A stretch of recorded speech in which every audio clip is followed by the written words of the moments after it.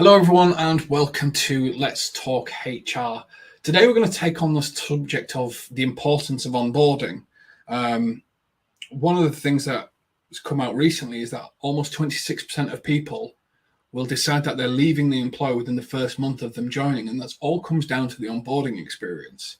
So it's really important that we look at ways that we can sort of, one, make sure that we're getting the most out of that investment, especially if you're using external recruitment agencies or other sources or other bits of information.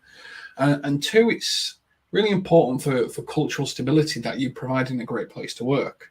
Now, to help me navigate the importance of onboarding, I am joined by Jenny Detheridge. I've just completely forgotten. You've just told me as well.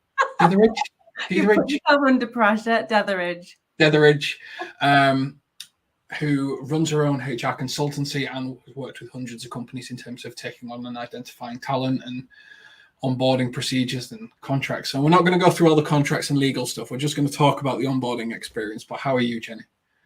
I'm good, thank you. Thank you for having me join today. And as you said, like that onboarding piece is something that can easily be looked over by employers, and it's so important to make sure people are happy from day one and kind of keep them in your business. But we'll go into more detail, I'm sure. Yeah, well, I mean, the first part is understanding onboarding. Before pandemic, if you went on LinkedIn, you would see a lovely little box of people when they start their job. Oh, this is my laptop. These are all the snacks and everything. And all that seems to have stopped now. You know, like the importance of onboarding just seems to be, we'll DHL a laptop out to you. Yeah. And people are just expected to carry on from home. Like, how important is it that you think companies understand what an onboarding experience is for someone joining an organization? It's so important. And I think it goes back to that statistic that you quoted at the start, that 26% of people have already made that decision.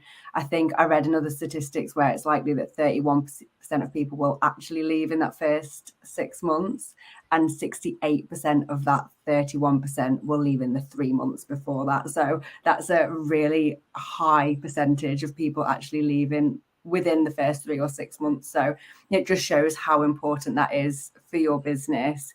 If you want to ensure that you've got the right people in place and they're staying there, they're performing to the best that they can and supporting you in achieving your business goals. But also from like a cost perspective, it's extremely expensive to bring somebody in, the recruitment, but also the training, the equipment that you give them, the time that you spend with them, getting them up to speed, like all of that is a huge cost to your business.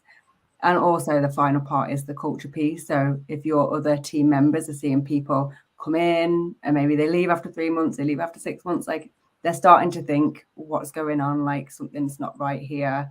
Why do we keep seeing all these people leaving the business? So onboarding experience is important for your business, to make sure that, you know, you've got the right people in the right seats. It's important for that individual starting to make sure that they, you know, understand what their role is, what the company's doing, the expectations that are on them, so that they can deliver the results that you need quite quickly. And then finally on that kind of overall culture piece and creating that sense of belonging for the whole team. Now, one of the things we were talking about before we started is when onboarding starts, and we were saying onboarding doesn't start on the day someone starts work, does it? It's all the information you send to them before they start. It's that excitement that you've got to build. They're excited to start for your organization. You've got to help them build that excitement by showing you're excited for them to start the organization, and especially for small and medium businesses that you do a lot of work with, a lot of them don't have a lot of these information and contracts and welcome letters and just small things in place to just get people excited to work for them.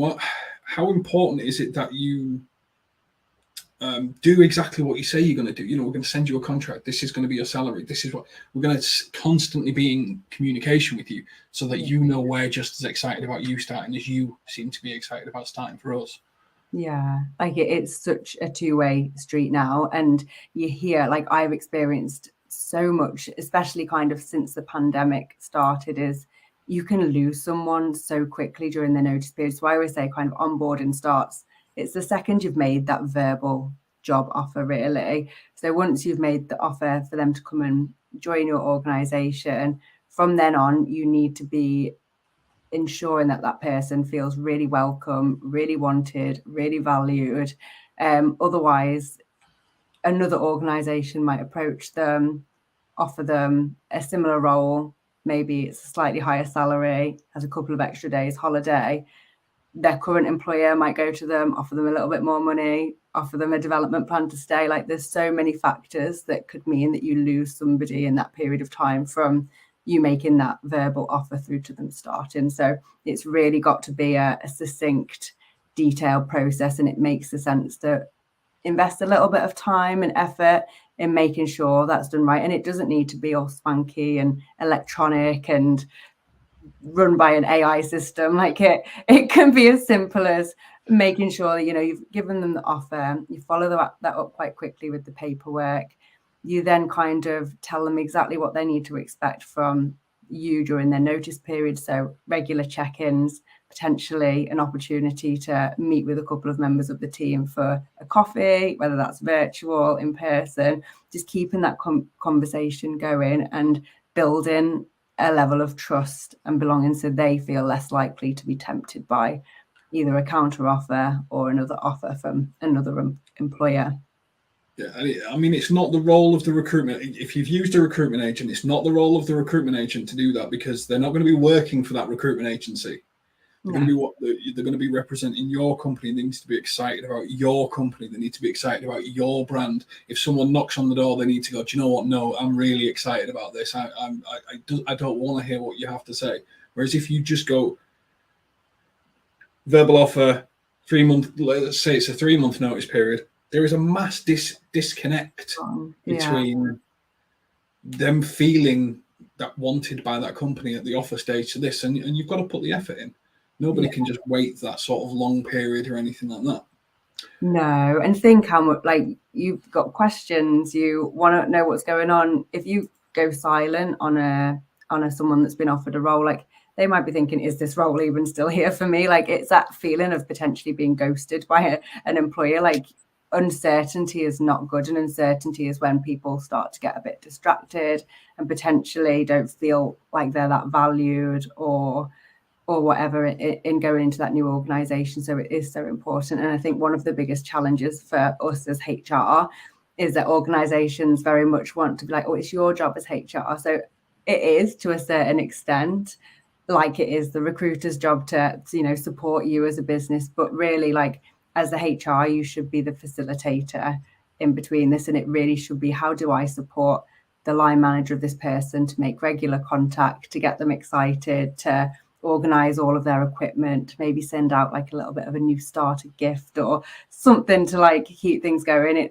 It's not all, it shouldn't all fall on HR's shoulders. HR's purely the facilitator in this, and people will feel more welcome and feel as though they belong more if it is their direct manager getting in touch with them, and it starts building that relationship up from the moment that offer has been delivered.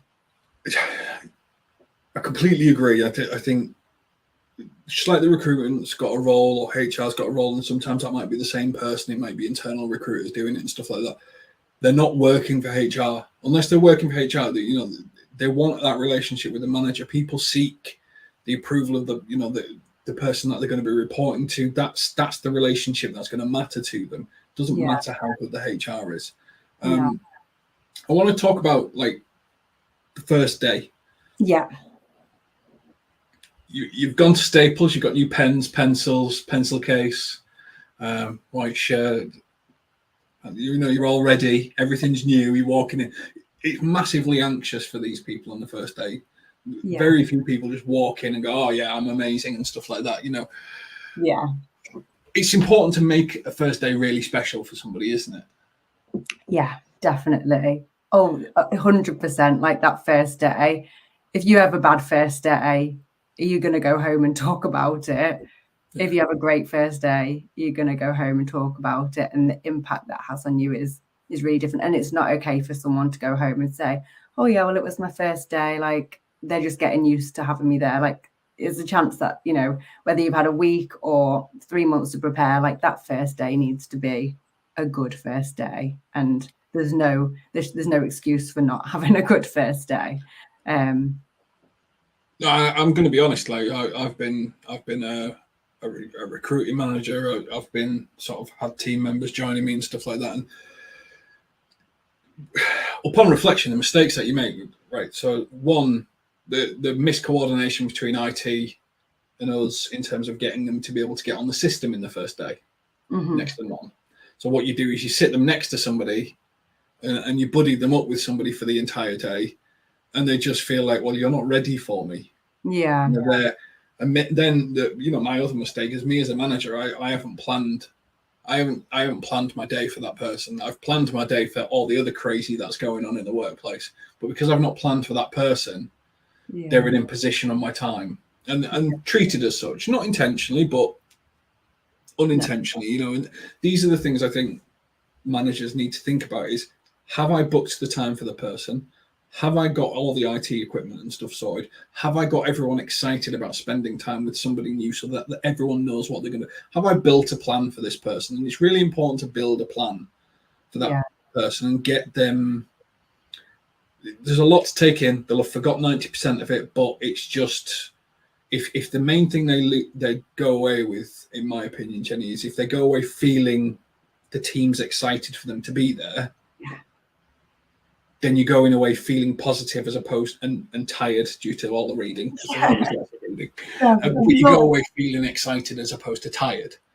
Definitely. And I think like the perfect first day for me is one, like you said, it's been planned for, and yet it does take up a little bit of time and energy from, you know, I understand that managers and teams are so busy and stretched, but being able to just put that time away and prepare for that new starter is going to be so impactful in the long term, because that new starter is going to be able to be up to speed quite quickly, feel confident in asking the right questions, all of those things. It's worthwhile investing in that first day. And I think I've worked with some of my clients as well, and it's not difficult to almost have a bit of a mix between the in-person sessions and some video. So we always, whether it's an in-person day or kind of a virtual day, like it should start off really with those key introductions to the right people, including the most senior person in the company, and whether that's like a brief hello at the desk, or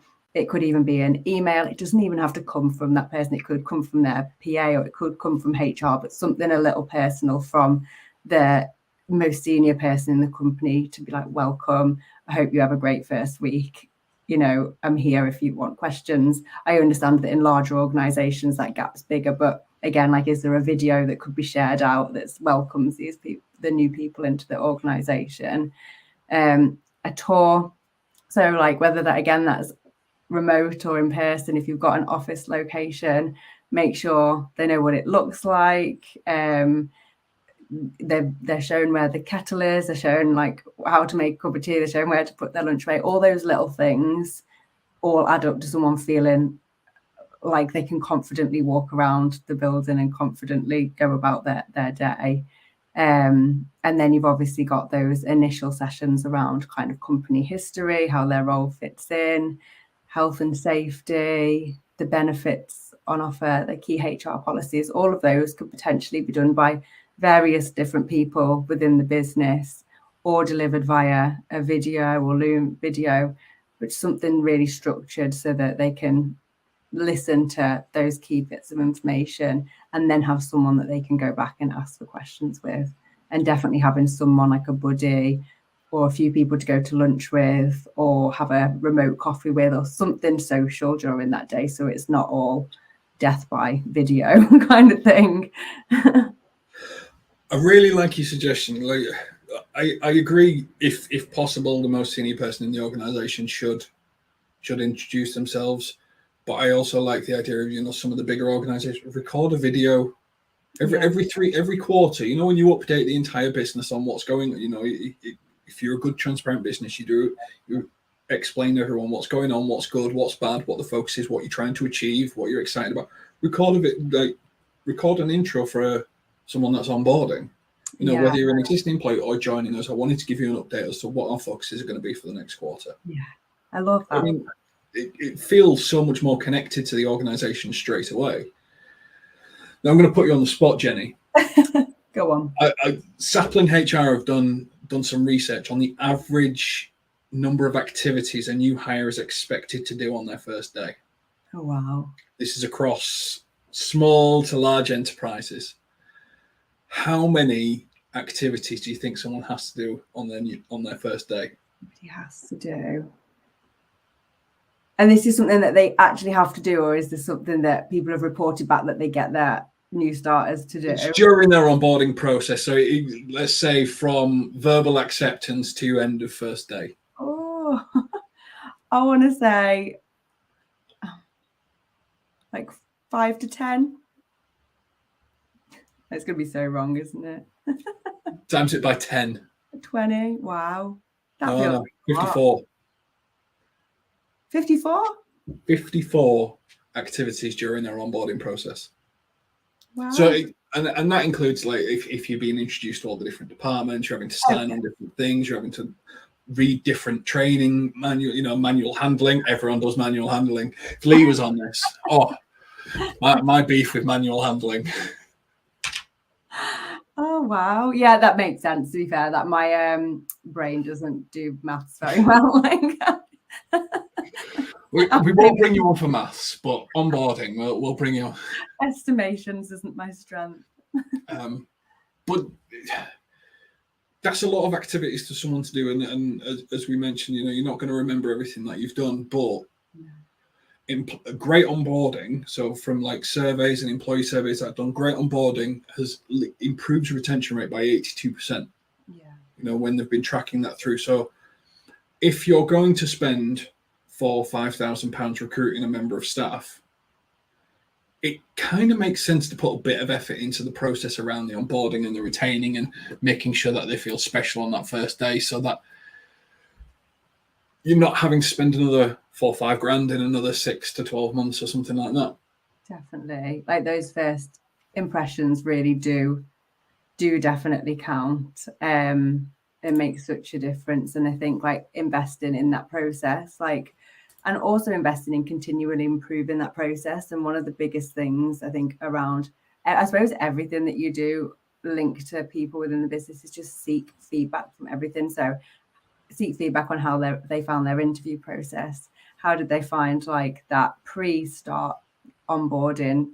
How did they find day one? Constantly asking them like, what's going well, what's not going well, is there anything else that you need? And then actually doing something about it when you've got that feedback in place too. Well, one of the doing a session with someone, I've completely forgotten what the session was called, but the piece of advice was, if you say you're going to do something, do it. Yeah. And if that's how you start your relationship with someone, and you're consistent in saying, I will do this, and then you do it, it just builds that trust, it builds that relationship. Even if people have had managers that haven't done that in the past, over time, just consistency, you will win them over. Now we're going to look at some of the top reasons new hires leave after 6 months or less. And I'm going to start at the bottom and then we can move through to the top. Okay. More attention from manager and co-workers. That's a 9% reason, which is the 5th most popular reason why people leave. So they want more attention. Sorry. That's exactly. You want more face time with your colleagues and stuff like that. And I think this is one that's probably going to increase with how digitally we are. And I was thinking about some of the things that we were talking about just then. Being home-based, it's really easy to just fire someone a load of links and a load of videos, isn't it? Whereas I think the social, ensure that they've got something social on the lunch hour or something like that's really important, isn't it? Yeah, it's easy to send them a load of links. It's also really easy to forget about somebody. How often have you forgotten if you've got a busy day and you suddenly think, oh, my new starter? It's just so easy. And I think that loneliness, especially for people new to joining the organisation or people that are particularly extroverted, like understanding what they need to feel feel like they're part of the team and feel like they belong is so important, because some people don't mind being at home all day going through links, but some people really, really struggle with that. And it's just feeling like you can ask somebody, isn't it? It's just there is something impersonal about just chatting in a group. Does anyone know where I can find this? And then just someone just sends you a link.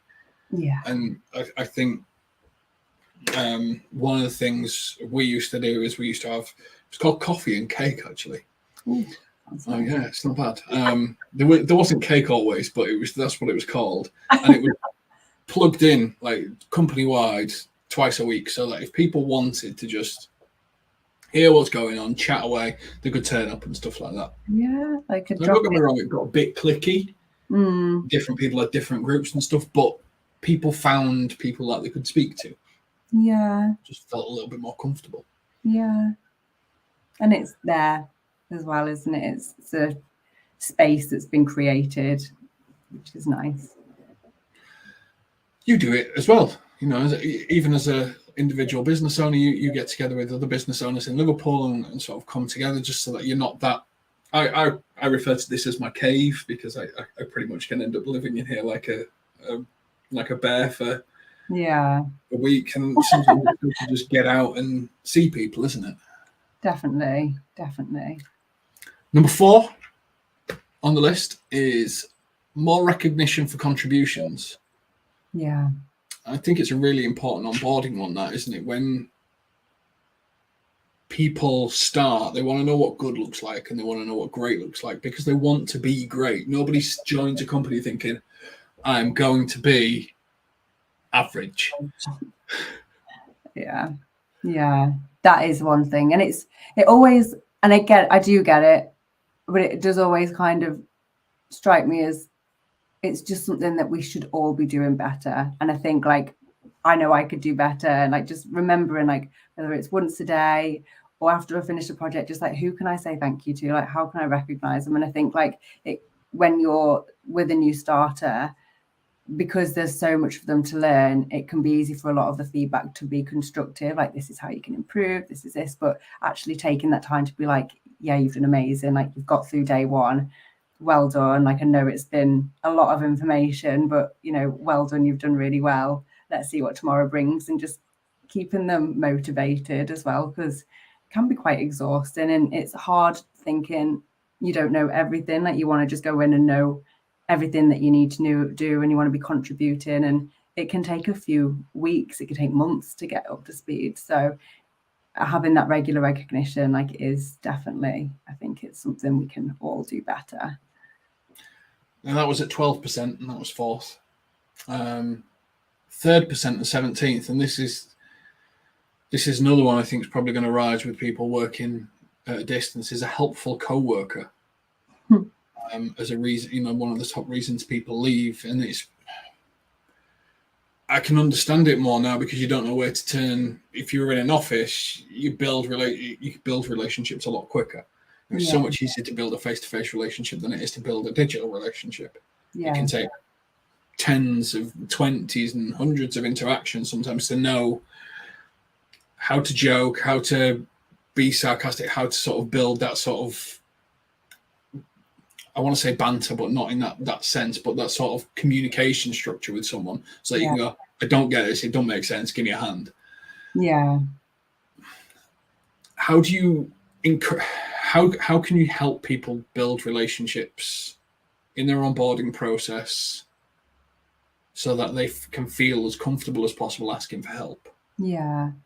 I think one of the things that I've seen done really well is like mini team orientation. So I think it can be really easy with your new starter to be like, right, Jenny's going to have to speak to this person as part of her job. We'll just introduce her to these people. Whereas actually there's so many more people involved. And I think team introductions and orientations with maybe one key, it doesn't have to be the head of or department lead. It can be just one key person from each department who can be like, this is what we do.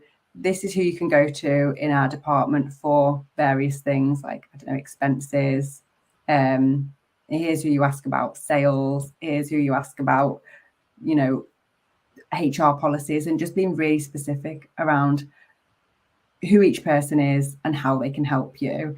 And it doesn't have to be delivered again by one person. It can be you've just got lots of volunteers that all support in welcoming this new starter and letting them understand exactly who they can turn to for help. So that, and even if that is then put onto a bit of a document, so you've got people's pictures, their role, how they help or what they do, so that people can then figure it out for themselves after, I think is really helpful, rather than just maybe introducing them to one or two people and that's it. And then they just always go to those one or two people then for help, and they may not have the answers, and then they may get the answers for them rather than pointing them in the right direction. So definitely, like, the more intros the better, and make sure that wider team knows who your new starters is, so that they're not a stranger.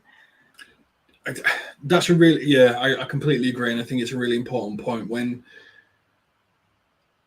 a new starter comes on, I think everyone needs to be aware that a new starter started. Yeah. And there's a couple of reasons for it. One, most people will have taken extra work. You know, if you're replacing somebody and stuff like that, then, you know, more people would have been working harder, covering stuff. Everyone wants to help this person get up to speed so that we can normalize our workflow. Yeah. You know, whereas some people are so busy paddling, you know, frantically under the water that they're not realizing, well, actually, if I spend half an hour with this person, yeah, I might still have to paddle for the next 2 weeks, but after that, they're going to be able to take this on. Whereas what they do is they keep their head down, they keep paddling and stuff like that. They keep doing all these things. They don't give them the time and attention that they need. They become disillusioned. The other person's not handing over the work, and that's where you lose the helpful co-worker. Definitely. And that's where us in HR can really kind of step in and coach those teams and people to help them understand that, you know, because I think people they like to hold on to, even if they're busy and they feel a bit overwhelmed, they know they need to delegate or share work, but it can be really hard to switch the mindset from I've just got to get through this to actually what would make sense for me to delegate and what's going to help me. And that's where us as HR can support and help them with that skill, because it essentially is a skill. It's not something that comes naturally to everybody either. Now, the final two on this list, one leans more towards my skill set and one leans more towards your skill set. Okay. And one's 21% and one's 23%. So You're going to make me guess again. I said, are you going to make me guess again? No. Okay. Second is more effective training. Yeah. Honestly, I mean, this is one of my biggest bugbears going, which is just when somebody starts and there is that classic video that everyone has to sit and watch and then answer the quiz at the end and then sit and watch and answer the quiz at the end and sit and watch. And that's not training. That's just video torture, because nobody enjoys the videos. Nobody's going to remember. You're just ticking a box for the sake of ticking a box. And whilst I appreciate you may need it for health and safety rules and regulations and other bits and pieces, etc., and I get it, you can put some effort into that. Like us as HR, we can build something that's actually interesting. We can get videos from people in the business talking about the business and why it's important for the business, and actually giving some sort of narrative connection to how it's all interconnected together, so that they're not just going, this is how you lift a box. They say, these are the boxes that come in. This is the average weight of the boxes. These are where they tend to go. This is why it's really important that we actually do this manual handling correctly, so that when you do learn this part of your training, this is where you might end up doing this. And we don't want anything to happen, blah, blah, blah. We haven't had an incident in X. You bring it to life because you're talking about application of that training, as opposed to just that boring document, video, slide deck, lecture, anything like that, the recorded PowerPoint from 1998 with audio narrative, anything like that. I can rant about training for a while. Just honestly, it's my biggest annoyance and I've worked for training companies that have this type of training, and it's terrible, isn't it? When you just sat in front of a screen going, I know this. Yeah. Click. And how can companies make this more I've given some, but how would you make it more exciting for organizing? What would you recommend to people? Because not everyone can invest in video technology and interactive bits and pieces and stuff, can they? And I think that's what it is. It's that, like, I think there's always it feels as though you need to invest to make things exciting or fun. And you see all these cool things. Like I was reading an article the other day about how this organization had gamified their onboarding process and training, which, yeah, it's amazing, but it's just not feasible for small organizations. And I think, as you said, it's bringing like the real world examples in. It's asking for feedback from the team, like what did you like, what didn't you like, and how can we look to make it, a little bit more exciting? Instead of just doing it all in one day, could we split it out over the course of the week and link it in with other more like fun activities? But yeah, I think the training one's always hard, because essentially it is that we've got to prove that you've done that training, we've got to prove that you've done your health and safety training to protect the business, essentially. And that absolutely needs to be done. But yeah, it's a hard question. I wonder if you can still kind of gamify it in some way, in that, at the end of it, if people complete all their training, is there a small little recognition at the end, or reward, or can they work with other new starters that are joining the company to go through it together and talk about it and embed their learning? You've answered, but there's a harder question. I think, like, it'd be interesting to get more of your thoughts on that as someone that is in the training profession, and I think you've got more ideas, maybe. Yeah, I think for me, it's getting people to value it. Yeah. So we talk about, obviously, if you use a health and safety, manual handling, something like that. Okay, well, you want them to pass the test. That's fine. But you want someone to be invested in it as well. So whether it's there's a coffee voucher for a Starbucks or something like that for the trainer and the person. So if they're going around meeting different people and they're training on different things, okay, well, if you pass first time, we both get a coffee. Oh, well, we're invested. We're going to do this together. We're going to work together. We're going to accomplish this because I want a coffee and you want a coffee and I want a free coffee, because that's how it works. And there's just, that's not that's what, a £4 investment in that training. And someone's really put the time and effort to explain it to them, because there's something on the line, there's something tangible. Whereas just having that tick box, it just isn't the same as actually bringing stuff to life. And it can be anything from, employee well-being. Well, you don't want to watch a video about why your well-being is important. Yeah. Just some generic nobody that isn't connected to the business going, we really care about your well-being. Yeah. Get your director, get your HR director, CEO of the business, whoever it is, to record that video about, these are the things we currently have on offer for mental health. These are the things that we're doing to ensure that you can feel safe in this workplace. These are the things we want you to do. Go to HR if you go to, we've got this number. If this isn't right, if any of this doesn't feel like it's enough, talk to us. Here's an email address. Here's a communication. Like, it takes what, £200 to pay for a video on something like well-being and stuff like that. It takes about 20 minutes to record something in Google Meet. Yeah.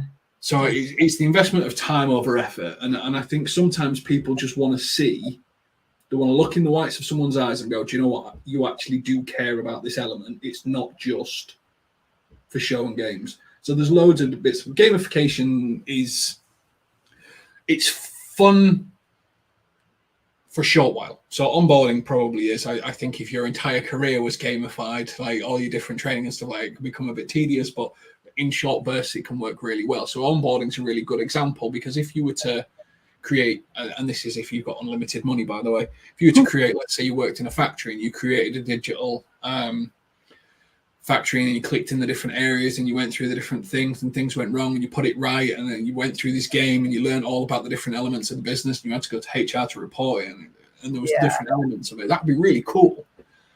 That'd be really expensive, but it would be really cool. Yeah, definitely. And I think it does it. Like, I think you hit the nail on the head. It's all about manager buy-in.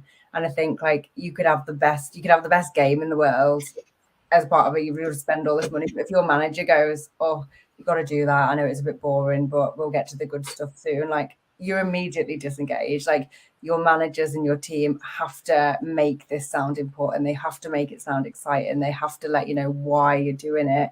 And if your manager's upbeat about it and you can see the reasons why, then you'll do it happily and you'll take care and attention. But if your manager's kind of just said, oh, it's a tick box exercise, then it's already failed. No, we're going to go to the last one before I carry on ranting about training. The onboarding process. Which is receiving clear guidelines and job responsibilities. That is the biggest reason people leave at 23% in the first leave after 6 months or less, is because people don't feel like they've got clear guidelines and clear job responsibilities. Yeah. And it all comes back to that job description and then a more detailed version of that job description when someone starts, isn't it? It really is as simple as that, as letting people know what good is and what great is and what our expectations of you are and where that would be. Yeah. It doesn't surprise me that that's number one at all. And it's such a shame that that is number one as well. But I think a lot of, and I've seen it done, and I imagine you have as well, like, organization may think, oh, we're just really struggling to be productive in that area. The team are overwhelmed. There's too much going on. And rather than just taking a look at what's working, what's not working, the efficiencies to be made, is the support that we can give the current team. The immediate reaction sometimes is we just need another head. And sometimes you can then go out to market for the wrong role. You may have needed a slightly more senior person to help kind of supervise the team, organize them. You may have needed a more junior role to support the current team in getting through some of the backlog. So I think taking that real good time to work out what skills you're missing, how much time do you think is actually needed to give you what you need? Do you potentially need a part-time person or potentially a freelancer? How much time actually do you think that you need devoted to this piece of work? The skills gaps, the kind of career progression that person might have. Like, really take time to evaluate what's going to work for you so that you can then go out and find the perfect person for that role. And in doing that, you are going to get really clear on exactly what you need that person to do so that you can create really clear job descriptions and really clear expectations and really clear objectives to support that person, because it's horrible feeling like you can't contribute and you don't know how you can do better in your role. It is really disengaging. And I think if you're still kind of 3-6 months down the line and you're still not clear what you should be doing, then why would you on? Contracts, not sorted, and a lot of these are HR responsibilities, which I'm fully on board with. Contracts, not getting them sorted quickly enough. Pensions, not explaining how it all works and how it all comes together and stuff like that. Basic processes that you don't need for health and safety, like how to book annual leave, what your rules and regulations are for annual, and all these things that just bubble up anxiety to ask about again and again and again, and you feel like a nag, and then therefore when you're asking for it multiple times and you're getting that disengagement, it's like, well, it's not feeling right. And all like the basic things that, if you're a small business, you work with a consultant, you should work with a consultant to ensure that it's all in place. If you're a bigger business, it should be part of should be pristine. And I've worked for both and it's been terrible. And I've worked for ones where it's been good. But it's really important, isn't it? Contracting, expectations, signatures, all that needs to be like the efficiency of a German train almost, doesn't it? Yeah, definitely. Like those signatures, like, you should be trying to get them before someone's even through the door, like get them signed, get it done. It's when people are most engaged with that kind of stuff. And then that kind of, the expectations, like that should be clear by the end of week one. There's going to be a number of different activities that you're involved in, but really coming out of week one, you should know what the general expectations are going to be for you for the first month, 3 months, 6 months, when your reviews are going to be, how your manager's going to support you, who you go to for help. All of those things should be really clearly laid out during your first week, and opportunity again given, like regularly saying to that new starter, have you got everything that you need? Is there anything that you're unclear of? Do we need to spend a bit more time looking at, the benefits, because I know we shared them on day one and you might have just not understood what we were talking through. Like, do we need another session on that? Do we need another session on the company history? Like, is it all making sense? And do you get what you need to get, kind of thing? Now, before we close out, there is unpopular opinion, which we've got to close off. So whilst I'll let you have a little bit of a think, I'll give you my unpopular opinion, and hopefully, if you've got one, I've stolen yours. Yeah. My unpopular opinion when it comes to onboarding is, if you don't have an onboarding plan, you don't value your employees. You basically, you're treating them like a number that you expect to churn through, because if you're not focusing on that really important retention period and getting people engaged, you're just treating people like they're a relevant number. That I think there was a stat somewhere that I saw, which I'm trying to see if I've got nearby. 80 great employees onboarding can lead to 82% improvement in retention rate, but all organizations with a structured onboarding saw a 60% year-on-year improvement in revenue. Yeah. So you either value what people bring to your organization and you want to grow the business, or they're just a problem solver and a stopgap. And I think that's pretty much where I'm at with it. If you don't have a plan for onboarding, then you're not treating them like employees, you're just treating them like numbers. And it goes down to like that thing, like, yeah, it's not valuing your people, but like how are you valuing your business? Like, your business, you've got all these goals and visions. Like, why would it make sense to recruit somebody into the business that didn't know what they were doing and had no plan of how they were going to deliver? Like, it just makes no business sense. Like, I don't think you would ever treat any other element of your business that way. Like, yeah. Why should it apply to people? Like, we can't assume that people are mind readers and they just know exactly what they need to do to be great at their job. Like, just because they've done a fantastic interview doesn't. And it goes on to my unpopular opinion, which is that like throwing someone in the deep end, like, it just doesn't work. And I think a lot of organizations still say that, and it's still a common term, like, oh, we'll just throw them in at the deep end, like sink or swim, like they'll get stuck in and we'll see if they are good or not, kind of thing. And it's like, no, like, that person, like, you could be the most experienced person in your job, and if people aren't clear with you what those expectations are, and you don't understand the processes, you don't know who to ask, you don't know where to, I don't know, the toilet is in the office building, like, those people aren't going to do a good job for you. They're not going to deliver, and it's not their fault either. I completely agree. And it's why gamble with such a big investment? Why gamble with something where you're running your business on what you would deem an inefficiency because you've got a gap? Yeah. Why gamble on that portion when you don't need to? But for some reason, it's fine to go, oh, we'll see if they sink or swim, despite all the different internal terminologies and vernaculars and everything in there, all the acronyms these businesses use, and they just expect people to know it straight away. Yeah. Just seems an unnecessary gamble. So I completely agree. And I just want to say as well, like, and I know it's hard, and I think organizations get a lot of like pressure thrown at them, and like, I do believe that pressure is needed, but it's utilize your HR partners, whether that's an employed HR partner, an external HR partner. Like, I think we say, like, you should know this, you should, but we play a huge part in educating CEOs, founders, leaders to support them. So I think the biggest thing for me as to leaders is to have a HR person and listen to them and take on board their advice, seek support, and help them to help you. And I think that's like a big message that I try to get along. And I do feel somewhat sorry for CEOs and business leaders, because I know they've got a lot of time, and I think people isn't always a thing, and it just gets left to them and they feel responsible for all the people. And I think just utilize an expert to support you and make sure that you're doing things right, and it will only add value to your business by having that expert support, similar to what you would do by having an expert finance person in your boardroom. Like, just get that HR person there too.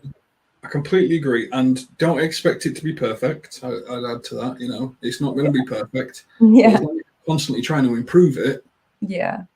and as long as you're constantly looking for ways to improve that onboarding and that learning experience, and that sort of engaging with the organization, then you'll find that you get more right than you get wrong. Yeah. If you just leave it and park it and sink or swim it, so to speak, Yeah. then you're more likely to have more issues, more drop-offs, more loss of staff, because people who do value that sort of welcoming of people into the team are more likely to retain talent. Definitely. And I think that, it is moving in the right direction. I think it will get there. It's not an easy thing to do, but it's like, if you're going to invest in one thing, if you're taking on new people and you're building your team, like, invest in that, and not just money, time. Invest time into that process. Get it right, get it done well, and you'll be thankful in the long term, I think. Thank you very much, Jenny. This has been the importance of onboarding. Hopefully, there's many different things that you can take from this. But if any message is to come through clear, it's take some time and effort into making your onboarding process strong and as engaging, and seek feedback on it every time that you do bring a new starter in, so that you can sort of improve it stage on stage and retain staff, as opposed to missing out on talent because they don't feel like they're part of the team or they're not part of it straight away. Thank you very much for Jenny for joining us today. This is Let's Talk HR, and we will catch you on the next one. Take care. Thank you.